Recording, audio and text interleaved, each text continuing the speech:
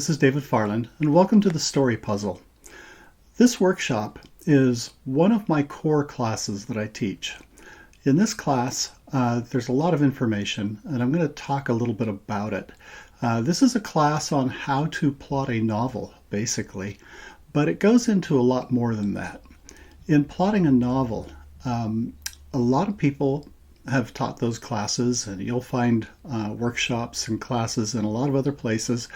But one of the things that I like to teach is how to make money in this business. I hate it when a writer spends 2 or 3 or even 5 years working on writing a novel and assiduously polishing it and trying to perfect it, and then goes out and sells it and finds that they don't make any money. And the reason that they don't make money is usually because they've written what we call a small novel.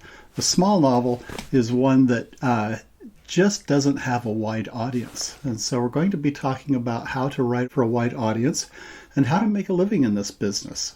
Okay, that's kind of one of the core things that I like to do. I've trained hundreds of writers who've gone on to publish. I've trained about 100 writers who are on the New York Times bestseller list at one point or another. I've got about a dozen writers who are #1 New York Times bestsellers. Okay, so I think that the reason that my writers are so successful is that I try to talk about how to write to make a living in this business. Okay.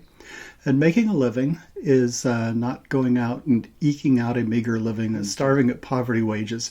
In America, if you're going to make a living as a writer, you need to try to make around $120,000 a year, sort of as a minimum, because you're a self-employed business owner. You've got to provide your own insurance, and you have to figure out how to possibly pay part-time employees on the side and things like that. And so we're going to talk about a lot of things that have to do with sales, about how to, for example, make sales, how to hire agents, how to find publishers, and this kind of thing. Now, one of the things that I like to do is to make sure that you get correct information. A lot of times there is a lot of information that is handed down from one writer to another. And if you look at it really closely, you're going to discover that the information is just dead wrong. Okay, it's bad advice that is everywhere. For example, you probably don't know how to find an agent. Okay.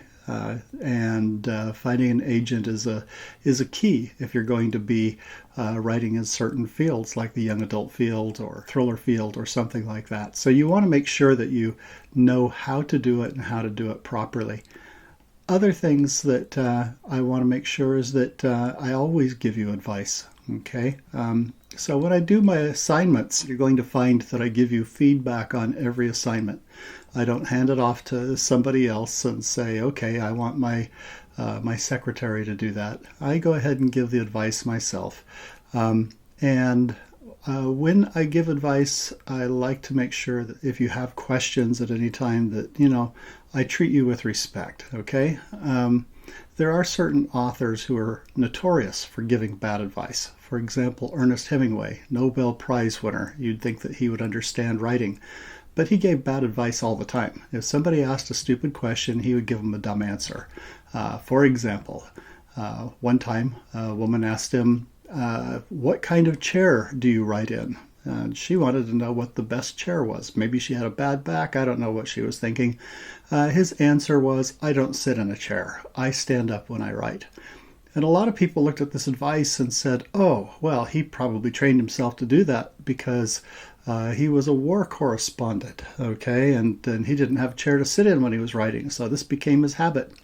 Or another piece that I heard was, oh, well, maybe there's an advantage to that. Maybe when you're standing up, the blood flow to your brain is better. And so a lot of writers started writing standing up. But the truth is that Ernest Hemingway lied. He had chairs. He sat in a chair every time that he wrote. The correct answer to the question was find one that suits you. I can't tell you what kind of chair I write in because, first of all, I probably don't know the brand. And second of all, it's comfortable for me. It's not necessarily comfortable for you. So in any case, if you ask a question, I'll try to give you a good, proper, well thought out response. When you take my writing courses, one of the things that you're going to do is you will have assignments. I'm not going to guarantee that these assignments are going to be easy. In fact, some of them are very hard. Writing properly, writing well is a hard job. Get used to it. If that's what you want to do for a living, understand that it's work first, okay? And don't whine about it because I'm not going to be sympathetic. Second of all, if you do have questions, I try to get back to you as quickly as I can. When we have these workshops, there is written advice that I give, and it's not going to be comprehensive. In other words, if I ask you to fill out a character sheet, okay, and you write up a little bit of information about one of your characters, I'm not going to go through and say, it would be so much better if you wrote it this way. I'm not going to go back and suggest ways to rewrite it. I'm just trying to see if you're creating a character, okay?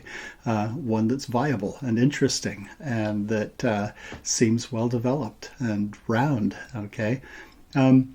But if you are writing a polished synopsis that you would be turning into a publisher, then I'm probably going to give you a little bit more detailed analysis, okay? So just be aware that you're going to get feedback. You're going to have some hard assignments. This workshop is aimed toward making a living as a writer, not necessarily making a fortune as a writer. I can't guarantee that. You may wonder, gosh, can I even write at all? Am I going to be any good? And I don't know the answer to that. I train writers, and if you take this course and my Writing and Chatting Prose course, I have found that about 95% of the people that come through my courses, I think are trainable. They're writing to a publishable level, and many of them are writing to what I would call an award-winning level. Okay, in other words, they aren't just writing good enough to be published, they're good enough to be winning awards. And that's what my goal is to teach you some skills that are going to be vital in the coming years. Now, in this course, I cover three things. First that we're going to cover is how to plot a big novel. Okay, that's going to require you to learn how to do things like create and develop settings, create your characters, sometimes create entire worlds if you're writing a big fantasy or a science fiction novel. And it's going to require you to understand how to develop round characters who are intriguing and have interior conflicts that push the story forward in unexpected ways. It's going to require you to learn how to plot and this kind of thing. So that's part of the job. Another part of the job is learning how to think about stories.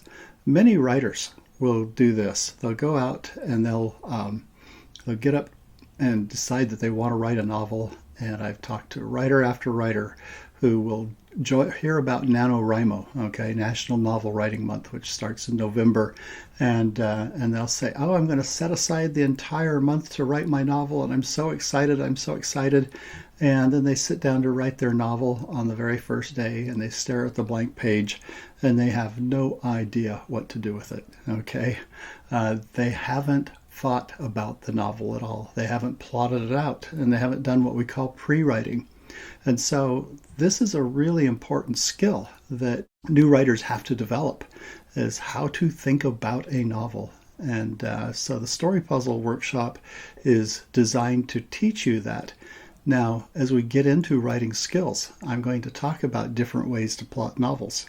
You may have heard of pantsing or free writing, where you just sit down and write, and that's what everybody hopes that they can do, and that's what almost nobody can do. Very well-trained storytellers can very often sit down and free write because they have learned a lot of skills and a lot of rules that allow them to sort of subconsciously compose their novels. But most new writers need to think about it a bit more than that, okay? And so you might have heard of things like the Hollywood method of storytelling, or the 7-point plot structure method of storytelling, or the Snowflake method of storytelling, or the 3-2-1 method, and we're going to cover all of those. My goal isn't to teach you how I do it necessarily, because from one moment to the next, I may switch into different modes and use different ways of thinking about and plotting my novel, okay? So I want you to teach you how you can do it so that whenever a problem comes up, you can sit here and say automatically, oh gosh, I'm in my third act and I have no idea what's going to happen here. How do I go ahead and plot that? I don't feel like I'm even there yet, okay? So we need to figure out how you can do that. So we're going to talk about how to plot a book for money, how to come up with the ideas for plotting this, and hopefully you're going to have a lot of fun while you do it.